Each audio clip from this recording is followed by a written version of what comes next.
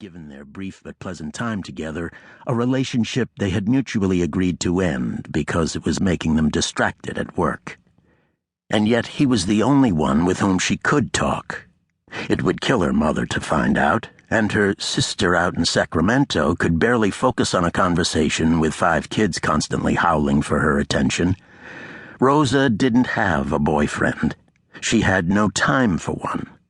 Secretly, she doubted that a decent guy, other than Jimmy, would have a stripper as a girlfriend. Dancer, she corrected herself. That's right, Jimmy shouted back, grinning and punching her arm across the cab of the rig, nearly sideswiping a parked car. Rosa laughed and punched him back. You can be so stupid. I know. That's why I'm dragging my white trash ass around in this rig. You, however, are not stupid, and you don't need this job. This is what you should quit. The cab fell silent as Rosa stared at him, and Jimmy followed the cruisers into a neighborhood of 4- and 5-story buildings with ground-floor shops and apartments above. In the distance, still blocks away, red lights of the San Francisco Fire Department were sparkling. It was a non-fire call with injuries, their dispatcher had told them. Jimmy, her voice was softer. I'm serious. Look at yourself, Rosie. You cranked out a bachelor's degree with pre-med in record time. You're about to start med school, and you've told me 100 times what the workload will be like. On top of it, you've got a Navy Reserve commitment, and dancing to pay for it all? You don't have time to be out here with me. She frowned. This certainly wasn't what she had been expecting. I get practical experience out here. It keeps me sharp. Jimmy scowled. That's a bullshit answer. You should have your nose in a book, Doc. You shouldn't be out here scraping bodies off the street, dealing with gunshot wounds, ODs, and abused kids. Up to your ass in human filth. He finished in a mutter. She couldn't remember hearing him like this, so passionate and bordering on anger. For a moment her heart acted like it might do a little flip, and then settled.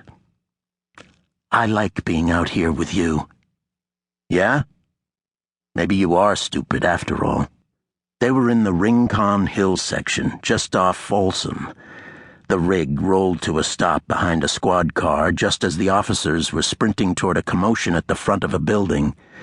To the EMS attendants, it looked like a crowd of firemen were fighting with a mob of civilians in the street, the white glare of a fire truck spotlight making a confusion of shadows dance on a brick wall. Hold on, Jimmy said, clamping his right hand on Rosa's leg just as she was about to jump out. They watched, stunned, as a civilian grabbed a fireman by the head and bit off one of his ears. Someone screamed, and another fireman hurled himself into the fight, swinging an axe. Cops drew their weapons and fired, making 3 red circles appear in the chest and belly of a fat man in a bloody wife-beater. He didn't flinch, lumbered right at them and tackled a cop, pinning him with his weight. He bit the cop's ear off before going for the face. The fireman with the axe split a man's head open down the middle. The downed cop's partner executed the fat man with a pistol to the ear, then rolled his bulk to the side, screaming, "Medic!" Rosa was out the right door and running to the back. Jimmy met her there, and they opened the double doors together, grabbing their bright orange kits.